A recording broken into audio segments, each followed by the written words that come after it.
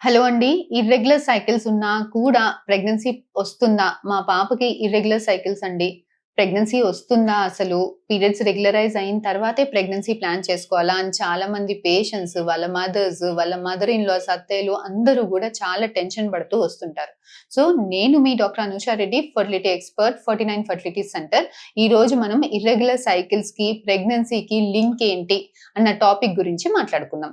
So, irregular cycles అసలు regular cycles అంటే ఏంటి? ప్రతి ఫీమేల్‌కి 30 డేస్ అంటే 30 డేస్‌కే పీరియడ్స్ రావాలా? ఒక 2 రోజులు ముందొచ్చినా, 2 రోజులు లేటొచ్చినా ఇర్రెగ్యులర్ సైకిల్స్ అంటామా?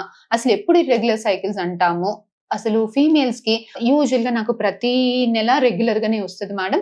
ఈ ఒక్క నెలనే ఒక 5, 10 రోజులు లేట్ అయింది. ఏమైనా ప్రాబ్లమా? అని అడుగుతుంటారు. సో, అసలు సంవత్సరానికి ఎన్ని నెలలు ఇర్రెగ్యులర్‌గా ఉన్నా కూడా పర్వాలేదు అన్న టాపిక్ గురించి మనం మాట్లాడుకుందాం. యూజువల్‌గా రెగ్యులర్ సైకిల్స్ అంటే 30 డేస్ అంటే 30 డేస్‌కే రానవసరం లేదండి. ఒక 5 డేస్ ముందొచ్చినా, 5 డేస్ లేటొచ్చినా కూడా ఎటువంటి ప్రాబ్లము ఉండదు. యూజువల్‌గా పీరియడ్స్ అనేవి మనం తినే తిండిని బట్టి, టెన్షన్‌ని బట్టి, స్ట్రెస్‌ని బట్టి డిఫరెంట్ మన ఆలోచన విధానము, ఎక్సర్‌సైజ్, ఒళ్ళు అలసట ఇవన్నిటిని బట్టి కొంత ఒక 2 రోజులు ముందు రావడము, 2 రోజులు లేట్ రావడము ఇది చాలా సహజంగా మనం చూసే విషయం.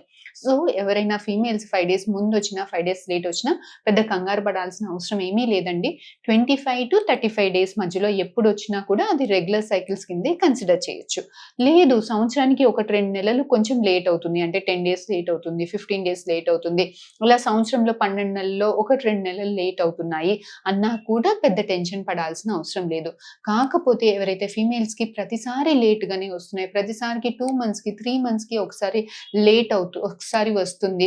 సో, ఇలా లేట్‌గా రావడం వల్ల మనం లావయిపోతున్నాము. పింపుల్స్ వస్తున్నాయి. అన్‌వాంటెడ్ హెయిర్ వస్తుంది. దగ్గర ఫ్యాట్ డిపాజిషన్ ఎక్కువుంటుంది. మెడ దగ్గర నల్లగా అవుతుంది. సో, ఇలాంటివన్నీ కూడా హార్మోనల్ ఇంబాలెన్స్ ఉంటే జరిగే విషయాలండి. సో, ఎవరికైతే ఇర్రెగ్యులర్ పీరియడ్స్‌తో పాటు ఇలాంటి ప్రాబ్లమ్స్ అన్నీ కూడా ఉన్నాయో, వాళ్ళలో పీసీఓడీ ఉండేదానికి స్కోప్ ఎక్కువగా ఉంటుంది. సో, పీసీఓడీలో ఏంటి అనంటే, ఆడవాళ్ళకి ఎవరికైనా కూడా సహజంగా నెలకొక ఎగ్ పెరుగుతుంది. 14 డేస్‌లో రిలీజ్ అవుతుంది. ప్రెగ్నెన్సీ ఉంటే ప్రెగ్నెన్సీ నెక్స్ట్ 14 డేస్‌లో కన్ఫర్మ్ అవుతుంది.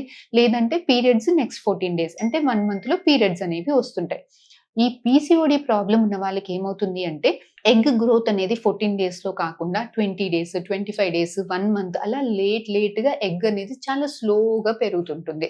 సో, ఇలా స్లోగా పెరగడం వల్ల ప్రెగ్నెన్సీ సరిగ్గా టైంకి రాదు. పీరియడ్స్ కూడా టైంకి రావు. సో, ఇలాంటి వాళ్ళలో హార్మోన్ ఇంబాలెన్స్ వల్ల మనకి ఆ స్ట్రక్ అయిన ఎగ్స్ అన్నీ కూడా మగవాళ్ళ హార్మోన్స్ రిలీజ్ చేస్తుంటాయి కాబట్టి అలాంటి పింపుల్స్ రావడం, అన్‌వాంటెడ్ హెయిర్ రావడం, లావ్ అవ్వడము ఇలాంటి రేపు ఇన్సులిన్ రెసిస్టెన్స్ పెరగడం వల్ల మనకి ఇష్యూస్ రావడం, రేపు షుగర్ రావడం, హార్ట్ డిసీజ్ రావడం లాంటివి కూడా మనం చూస్తుంటాం.